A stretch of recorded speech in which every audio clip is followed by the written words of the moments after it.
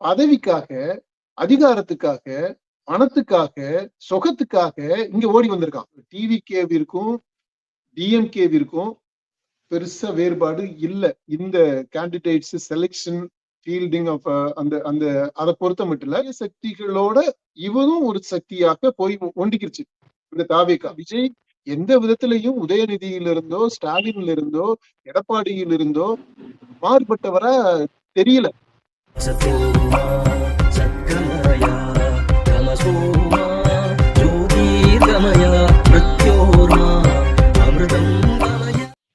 தாவேகால 234 தொகுதிகளுக்கும் வேட்பாளர்கள் அறிவிச்சு வேட்புமனு தாக்கலும் செஞ்சிருக்கிறாங்க.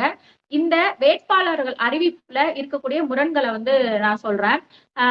அதாவது தாவேகாவில 234 தொகுதிகளுக்கும் வேட்பாளர்கள் அறிவிச்சதுல மாற்று கட்சியினர்களுக்கு முக்கியத்துவம் கொடுத்திருக்கிறாங்க.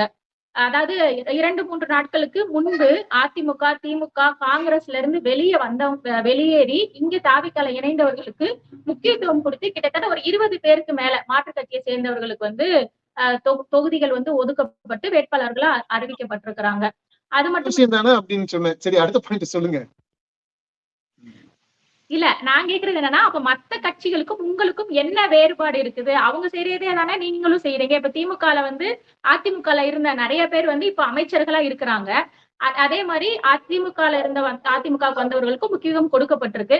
அதே தான் நீங்க செய்யறீங்க. அப்படிங்கிறப்போ மற்ற கட்சிகளுக்கும் உங்களுக்கும் என்ன வித்தியாசம் இருக்குது அப்படிங்கிறது ஒரு கேள்வி. வித்தியாசம் அது தீய சக்தி, இந்த தீய சக்தி. அப்ப தீய சக்தி செஞ்ச செயலை செய்யறப்போ அது தீய சக்தியா தானே எடுத்துக்கிறணும். இல்ல தீய சக்தியா மாறுது அப்படிங்கறதானே எடுத்துக்கிற முடியும். இல்ல, இப்ப என்னன்னா அதுதான் பிரச்சனையே. விஜயினுடைய வேட்பாளர்கள் இந்த அறிவிப்புல ஒரு பாயிண்ட் நீங்க சொன்னீங்க, நான் அதுல குறுக்க வந்துட்டேன், சாரி. இப்ப இந்த ஒரு பாயிண்ட் எடுத்துக்கிட்டோம்னாலே வேற கட்சியிலிருந்து வந்தவர்களுக்கு இந்த தாவேகாவுல தரப்பட்ட முக்கியத்துவம், தாவேகா கூட இல்ல, அவர் டிவிகேன்னு தான் சொல்றாரு. அந்த டிவிகேல தரப்பட்ட அந்த முக்கியத்துவம், அடுத்து இவங்க வேட்பாளர்கள் இல்ல காப்பாளர்கள் அப்படின்னு வேற சொல்றாரு. அதனால நம்ம காப்பாளர்கள்னு சொல்லலாமா, வேட்பாளர்கள்னு சொல்லலாமா? டிவிகே காப்பாளர்கள் டிவிகேன்னு நம்ம சொல்லுவோம். இந்த டிவிகே காப்பாளர்கள் 234 பேரை எடுத்துக்கிட்டோம் அப்படின்னா அதுல மாற்று கட்சியிலிருந்து வந்தவங்களுக்கு இவர் இடம் கொடுத்திருக்கிறாரு. இந்த மாற்று கட்சியில இருந்து வந்தவங்க எல்லாம் யாரு அப்படின்னா, ஒரு கொள்கை காரணமாக கருத்து முரண்பட்டு அல்லது மக்களை மையப்படுத்தி சில செயல் திட்டங்களை செய்யும் போது அது சரியாக நடைபெறல, அதுல ஊழல் நடந்திருக்குது, மக்களுக்கு எதிரான நடவடிக்கையாக இருக்கு அப்படின்னு சொல்லிட்டு மக்கள் சார்பாக நின்று அந்த தலைமையை எதிர்த்து, கட்சியை எதிர்த்து போராடி அந்த கட்சியில இருந்து வெளிவந்தவங்க அப்படின்னா அவங்கள நம்ம உண்மையிலேயே பாராட்டலாம். இவங்க வந்தவங்க எல்லாமே களிசடைகளா, ஊழல்வாதிகளா, பெருச்சாளிகளா, வேண்டாதவர்களா, உதிரிகளா, அந்த கட்சியிலிருந்து நீக்கப்பட்டவர்கள் அல்லது ஒதுக்கி வைக்கப்பட்டவர்கள் அல்லது அந்த கட்சியில இடம் கொடுக்கப்படாமல் வைக்கப்பட்டவர்கள். அப்படிப்பட்ட ஆட்கள் தான் பதவிக்காக, அதிகாரத்துக்காக, பணத்துக்காக, சொகத்துக்காக இங்க ஓடி வந்திருக்கான். அப்படி வந்தவங்கல்ல அதுல யாரு சிறந்த ஊழல்வாதியோ, அதுல யாரு சிறந்த அதிகமா பணம் வச்சிருக்கிறானோ, அதுல யாருக்கு இன்னும் அதுக்கு ஒரு கேங் வச்சிருப்பாங்க தெரியுமா, பின்னாலே அவங்களுக்கு பின்னாடி ஒரு கூட்டம், யாருக்கு பின்னாடி அந்த கூட்டம் இருக்கோ, அதாவது செல்வாக்கு அப்படின்ற வார்த்தை, அப்படி செல்வாக்கு உள்ளவங்களா இருக்கிறாங்களோ அப்படிப்பட்ட ஆட்களா பார்த்து இவர் சீட்டை கொடுத்து வச்சிருக்கிறாரு. அந்த விதத்துலதான் நீங்க சொன்னது ரொம்ப சரியான பாயிண்ட். அதாவது தாவேகாவிற்கும் டிவிகேவிற்கும் டிஎம்கேவிற்கும் பெருசா வேறுபாடு இல்ல.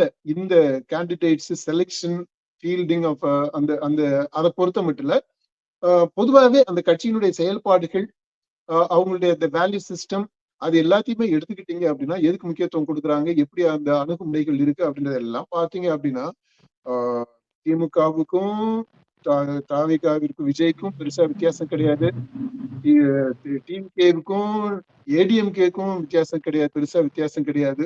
இப்ப இதுல எல்லாத்துலயுமே இந்த கட்சிகள் ஒட்டுமொத்தமா, அதாவது இவர் தீய சக்தின்னு எந்த இதெல்லாம் சொன்னாரோ அந்த தீய சக்திகளோட இவரும் ஒரு சக்தியாக போய் ஒண்டிக்கிருச்சு இந்த தாவேகா.